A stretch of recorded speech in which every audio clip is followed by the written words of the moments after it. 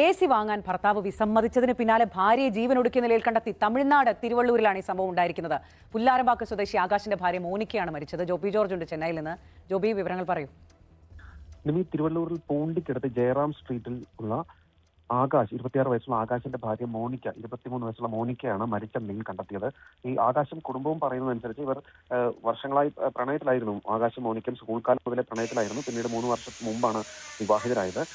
ഇവർ ഒരു വസ്ത്ര വിൽപ്പനശാലയിൽ ജോലി ചെയ്യുകയുമാണ്.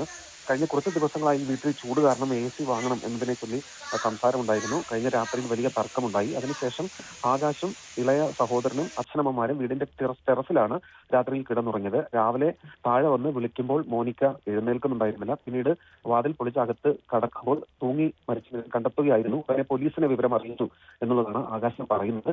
തുടർന്ന് പോലീസ് ഇപ്പോൾ കേസെടുക്കുകയും അതോടൊപ്പം തന്നെ മൃതദേഹം പോസ്റ്റ്മോർട്ടത്തിന് അയക്കുകയും ചെയ്തിട്ടുണ്ട്. അതേസമയം ഇക്കാര്യത്തിൽ ഇവിടെ ആത്മഹത്യ കുറിപ്പോ മറ്റൊന്നും തന്നെ കണ്ടെത്തിയിട്ടില്ല. എന്നാൽ ഈ മരണത്തിൽ ചില സംശയങ്ങളുണ്ടായിരുന്നു മോനിക്കയുടെ കുടുംബം പറയുകയും ചെയ്യുന്നുണ്ട്. അച്ഛനമ്മമാർ പറയുന്നുണ്ട് അങ്ങനെ ചില സംശയങ്ങളുണ്ട് എന്ന് പറയുന്നുമുണ്ട്. ഈ AC വാങ്ങാൻ വിസമ്മതിച്ചതിനെ തുടർന്നുള്ള തർക്കമാണ് എന്നുള്ളതാണ് ആകാശിന്റെയും വീട്ടുകാരുടെയും മൊഴി. എന്തായാലും ഇക്കാര്യത്തിൽ കൂടുതൽ അന്വേഷണം നടത്തുമെന്നാണ് പോലീസ് പറയുന്നത്. മാത്രമല്ല, വിവാഹം കഴിഞ്ഞ 7 വർഷത്തിനുള്ളിലുള്ള ഒരു മരണമായതിനാൽ RBI തലത്തിലുള്ള അന്വേഷണത്തിനും ഇപ്പോൾ ഉത്തരവിട്ടിട്ടുണ്ട്. അതിനുശേഷം മാത്രമേ, വിശദമായ അന്വേഷണത്തിന് ശേഷം മാത്രമേ എന്താണ് സംഭവിച്ചത് എന്നതിനെ കുറിച്ചൊരു വ്യക്തത വരികയുള്ളൂ.